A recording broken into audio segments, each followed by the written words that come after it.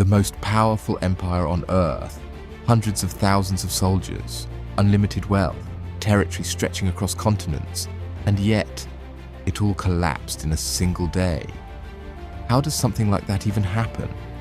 How does a smaller army defeat a force many times its size? This is the story of the Battle of Gaugamela.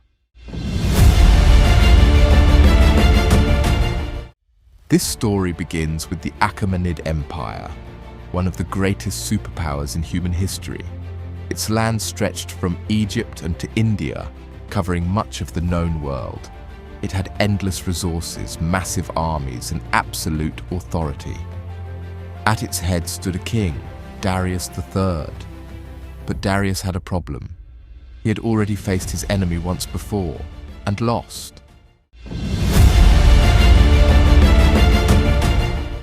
That enemy was unlike any other.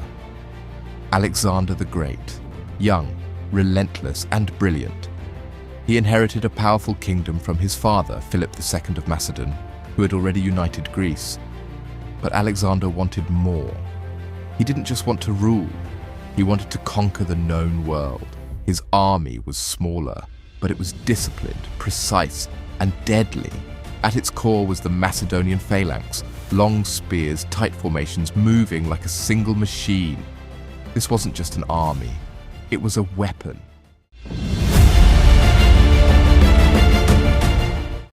Darius wasn't going to make the same mistake twice. This time, he chose the battlefield himself. Gaugamela, a vast open plain. He even had the ground leveled. Why? Because he had a terrifying advantage. Scythed chariots, fast, sharp, designed to tear through enemy lines. And beyond that, his army vastly outnumbered Alexander's. Everything was in place. This battle should have been an easy victory for Persia.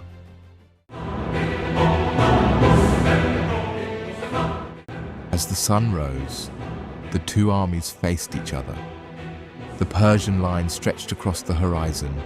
Alexander's forces looked small in comparison, but he didn't hesitate. The battle began. The chariots charged forward. Dust filled the air, the ground shook beneath them. But Alexander's men held their ground. At the last second, they opened gaps in their lines. The chariots passed through and were destroyed. The formation held, and then everything changed. Alexander wasn't just fighting, he was calculating. He began moving his army slowly to the right. The Persians followed, and in doing so, they stretched their own line. Then it happened. A gap. Small, but enough.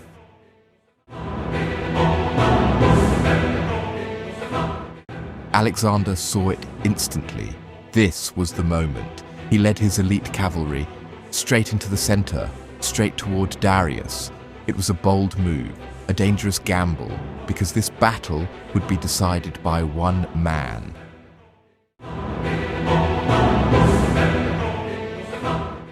As Alexander closed in, panic spread. The Persian lines began to collapse, confusion, chaos, and then Darius made his choice. He turned and fled, and in that moment, the battle was over, because when a king runs, his army follows.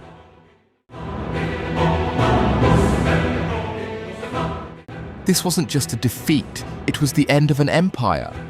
Alexander kept moving forward. Babylon fell, Susa fell, and finally, Persepolis, the heart of Persia, and it burned. So what does this battle teach us? Numbers don't guarantee victory. Strategy matters, leadership matters, timing matters. Alexander didn't just win a battle, he ended an empire and changed the course of history forever. One day, one decision, that's all it took. Because sometimes history turns on a single moment.